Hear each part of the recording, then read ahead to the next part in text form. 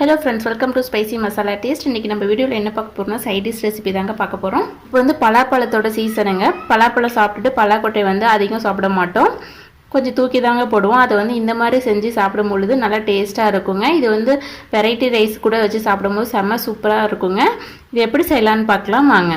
அடுப்பை வச்சுட்டு பேன் வச்சுருக்கேங்க. இப்போ ஆயில் சேர்த்துக்கலாம். 2 ஸ்பூன் அளவுக்கு ஆயில் சேர்த்துக்கலாங்க. எண்ணெய் சூடாயிடுச்சு. 1/2 ஸ்பூன் அளவுக்கு சோம்பு சேர்த்துக்கலாங்க. சோம்பு பொரிஞ்சு வந்துருச்சுங்க. பெரிய வெங்காயத்தை ஒன்று கட் பண்ணி வச்சுருக்கேன், அதை சேர்த்துக்கலாம். கருவேப்பிலை ஒரு கொத்து சேர்த்துக்கலாங்க. கலந்து விட்டுக்கலாங்க. இங்கே பாருங்கள், ஆனியன் வந்து நல்லா வதங்கி வந்துருச்சுங்க. இது கூட ஒரு சின்ன தக்காளி எடுத்து கட் பண்ணி வச்சுருக்கேங்க, அதை சேர்த்துக்கலாம்.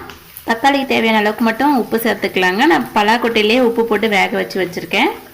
கலந்து விட்டுக்கலாங்க. தக்காளி நல்லா வதங்கி வரணுங்க. கூட 1/2 ஸ்பூன் அளவுக்கு இஞ்சி பூண்டு பேஸ்ட்டு சேர்த்துக்கலாங்க. லைட்டாக தண்ணி சேர்த்துக்கலாங்க.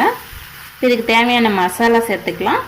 காரத்துக்கு தகுந்த மாதிரி தனி மிளகாய் தூள் எடுத்துருக்கேங்க, அது சேர்த்துக்கலாம். கரம் மசாலா 1/4 ஸ்பூன் அளவுக்கு சேர்த்துக்கலாங்க. மஞ்சத்தூள் கொஞ்சம் சேர்த்துக்கலாங்க. மல்லித்தூள் 1 ஸ்பூன் சேர்த்துக்கலாம்.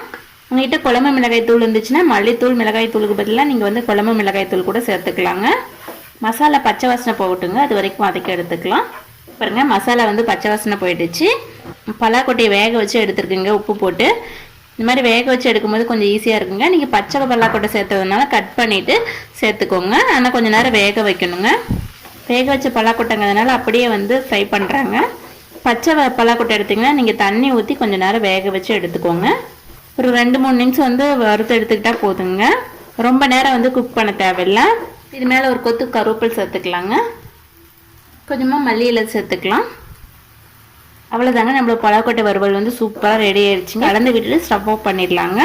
நம்மளோட பலாக்கொட்டை வறுவல் வந்து சூப்பராக ரெடி ஆயிடுச்சுங்க. இது வந்து சைடிஷாக வச்சு சாப்பிடும்போது ரொம்ப டேஸ்ட்டாக இருக்குங்க. இதே மாதிரி நீங்களே வீட்டில் டைப் பண்ணி பதிலாக உங்களுக்கு ஃபீட்பேக் வந்து மறக்காமல் கமெண்ட் பண்ணுங்கள். எங்களோட சேனல் பிடிச்சிருந்ததுன்னா சப்ஸ்கிரைப் பண்ணி பக்கத்தில் பெல் ஐகான் கிளிக் பண்ணுங்கள். தேங்க்யூ, தேங்க்ஸ் ஃபார் வாட்சிங்.